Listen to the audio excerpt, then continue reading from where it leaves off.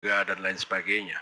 Jadi sebelum saya mulai, saya harus tegaskan di sini, karena ini sudah kadang-kadang dipelintir dan kemudian media internasional mengatakan seperti kata Ustadz Abu Bakar Basir, Beyond of Bom Bali. Terus kemudian ada juga komentar-komentar dari media massa. Jadi saya terima kasih ini diundang di ILC saya malam ini, bahwa beliau itu tidak memikirkan korban-korban teror dan lain sebagainya. Saya tegaskan hari ini bahwa Ustadz Abu Bakar Basir itu tidak pernah terbukti di pengadilan, sekali lagi, tidak pernah terbukti di pengadilan tersangkut oleh perkara bom manapun.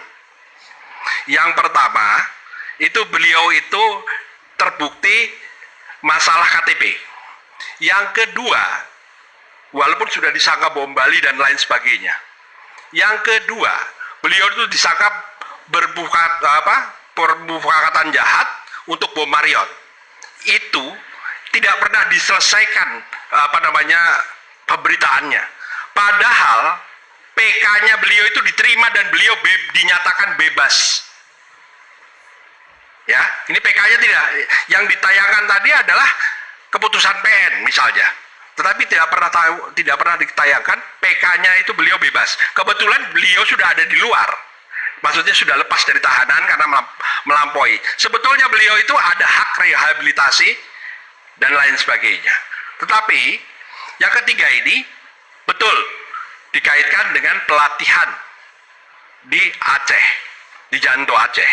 Beliau di situ kena dengan persidangan, menurut saya persidangan yang spesial. Belum pernah ada persidangan seperti itu di negara ini sebanyak itu, di mana sebagian besar saksi-saksinya itu tidak maju ke pengadilan, tapi berupa TV alias telekonferensi. Padahal orangnya ada sekitar kurang dari 20 km dari PN Jakarta Selatan. Orangnya itu ada di Makobrimob. Tapi sebagaimana kita tahu bahwa hukum acara kita, hukum acara pidana, itu mensyaratkan keterangan saksi adalah keterangan yang ada dan atau yang disampaikan di muka pengadilan. Bukan saksinya datang langsung. Memang undang-undang teroris, pemberantasan terorisme memberi extend date bahwa telekonferensi itu bisa atau saksi tidak perlu hadir bisa. Memang. Tetapi pengadilannya so spesial untuk Ustadz Abu. Jadi kalau apabila kita berbicara bahwa kasus ini spesial, dari awalnya, dari lahirnya, dia udah spesial. Kenapa? Saya kira dulu, saya langsung masuk ke acara yang tadi. Ya, yang ini yang saya mau tanya. Nah itu saya jelasin, tapi yang tadi yang pertama itu penting. Kalau yang pertama ada pertanyaan juga.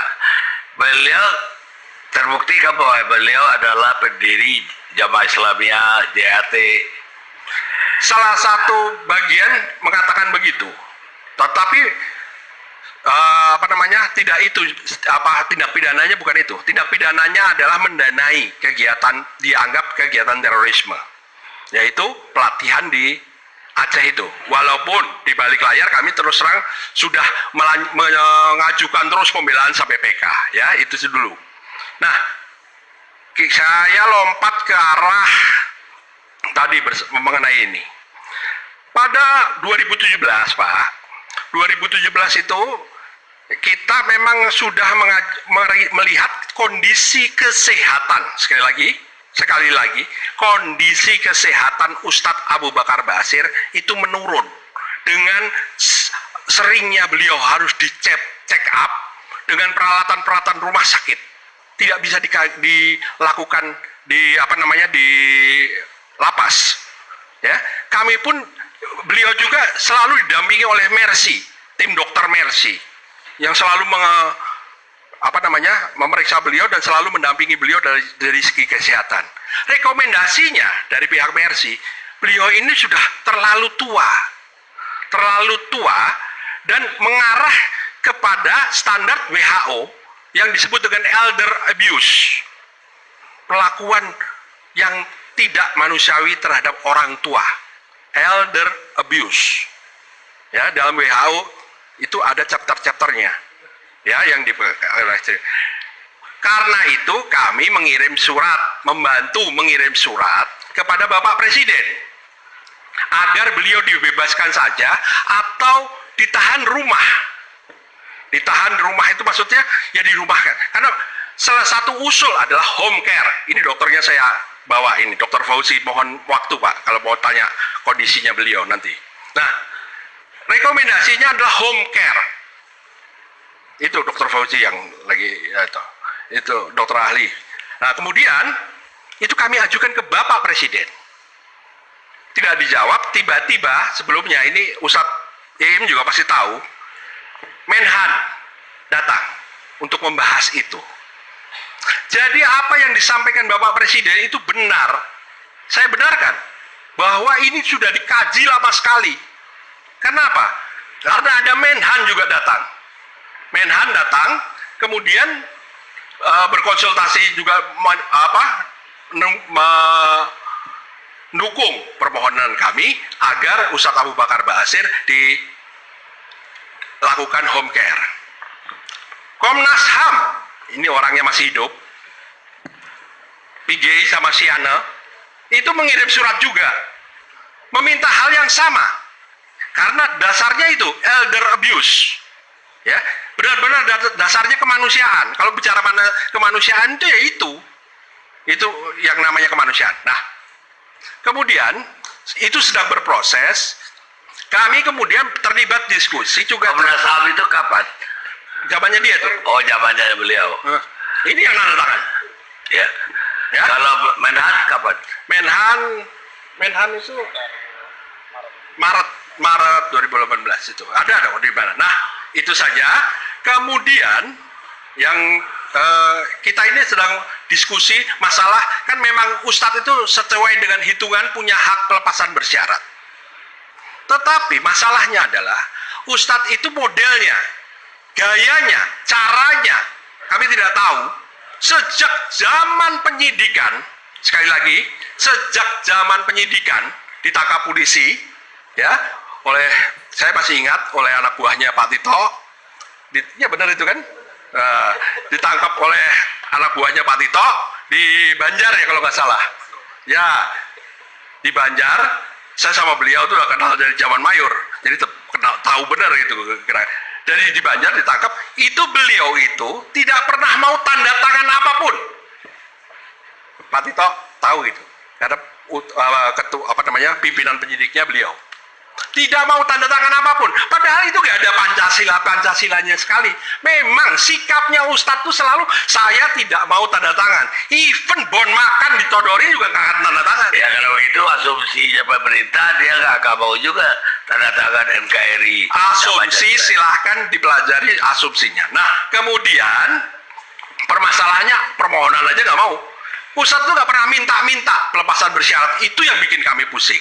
Tiba-tiba ujuk-ujuk gitu loh kalau bahasa Jawanya, itu Pak Yusril datang, kemudian ya masuk ke ceritanya Ustadz Iim, menyatakan beliau akan dibebaskan tanpa syarat. Itu saya confirm. Pertama, saya tidak bereaksi apa-apa. Tapi begitu Bapak Presiden bereaksi melalui statement bahwa ya Ustadz akan dibebaskan berdasarkan kemanusiaan, toh kami berhenti. Permasalahan tadi tanda tangan pelepasan bersyarat itu permasalahan hukumnya ada Pak. Beliau itu jadi napi sah inkrah van Wisde itu Februari 2012. Kesetiaan NKRI dan lain sebagainya dan kemudian berlanjut macam-macam itu adanya di PP 99 2012, yaitu keluarnya November 2012, Ustadz Februari 2012. Kalau saya tarik konkordansinya, saya tarik ke hukum pidana, mungkin banyak yang protes. Saya tarik ke hukum perburuan. Ini kan ibarat orang yang dipecat Januari, tapi belum PHI, belum pengadilan hubungan industrial, tapi sudah harus ada pemecatan, sudah dipecat, dapat 1 kali gaji, kemudian Maret peraturan menterinya atau PP-nya bahkan di bawah undang-undang, Pak, ya di bawah undang-undangnya mengatakan dia dapat 10 kali. Dia langsung ganti. Dong, enak aja gue dipecat Januari, kan dipecatnya Januari. Februari dia minta tambah. Alasannya peraturan baru. Undang-undang dasar kita pasal 28I itu menyatakan melarang hukum non retroaktif. Dan saya berpengalaman dalam hal itu, Pak. PP 02 2002 tentang pengenaan bom Bali, ya, itu dibatalkan oleh MK seluruhnya karena asas non retroaktif. Jadi nggak asal ngomong, ada buktinya. Itu pernah terjadi pada diri saya, ya. Maksudnya pernah terjadi pada praktek saya. Di situ. Demikian pula dengan pembahasan ini. Pembahasannya masih apakah Ustadz terkena dengan aturan-aturan ini? Kan ini perlu dijawab, Pak. Tidak bisa dijawab di ILC.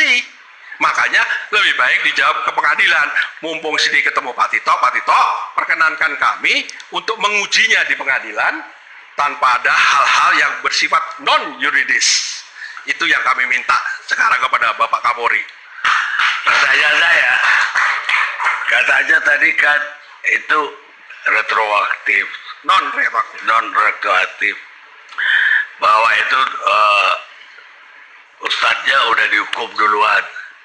Ya, sudah sah jadi napi. Karena ini tapi ada peraturan baru untuk napi. November. Udah inkrah putusannya. Putusan inkrah Februari 2012. Terus apa? Ya tapi bukan hukum pidananya yang belakangan muncul, tapi peraturan untuk para napi. Nah, kan saya tarik tadi ke ini, ke perburuan. Saya udah ngomong beberapa lawyer yang nggak mau. Begitu. Hah?